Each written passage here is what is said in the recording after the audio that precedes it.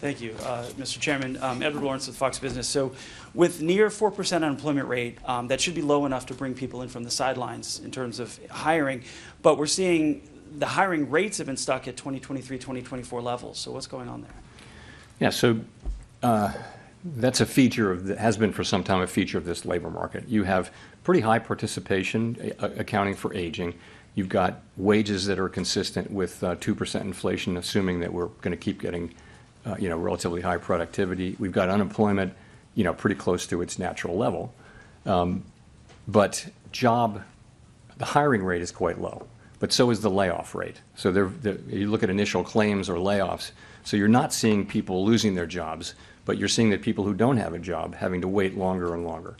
And, the question is, which way does that break? If we were to see a meaningful increase in layoffs, then that would probably translate fairly quickly into unemployment, because people are, it's not a big hiring market.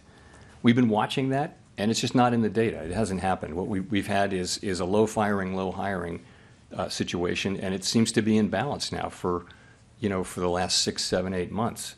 That's where we are. There's healthy levels of job creation too. So overall, it's a labor market that's in balance, and we watch it very carefully. So then, have we seen the new administration's policies in the economic numbers yet? And when do you anticipate that happening? In labor or in other? In labor and inflation, just across the economy, have we started to see the new policies take effect in the numbers?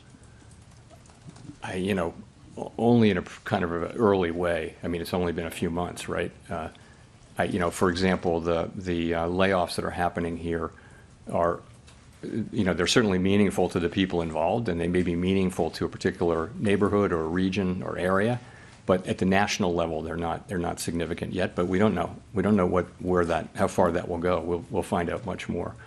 I mentioned that you saw we've had two very strong goods inflation readings in the last 2 months, which is very unexpected. I think hard to trace it to specific tariffs, but it must have something to do with, it's either noise and it'll come back, and that's very possible too. But if it is persistent, then it must be to do with people buying ahead of tariffs or raising prices ahead of tariffs and things like that.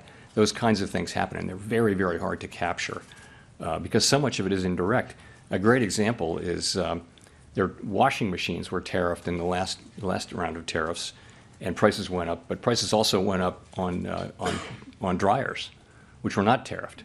So the manufacturers just they just kind of followed the crowd and raised it. So things happen very indirectly, and so there'll be a lot of work done in coming months to try to trace all that through. But ultimately, though, it's too soon to be seeing significant effects in economic data. Craig Torres from Bloomberg News. Thanks, Chair Powell. You said transitory price increases from tariffs are the base case. Transitory is the base case. Wasn't it the base case last time? And didn't the FOMC forecast lower inflation ahead last time? And wasn't the lesson that it quickly got into services, haircuts, daycare, everything else? And so I'm just wondering why the 9 aren't taking that on board and are cutting twice this year. When you say last time, are you talking about the last? Pandemic, yes, during the pandemic. Because you could have been talking about the last time there were tariffs, in which case the inflation was transitory.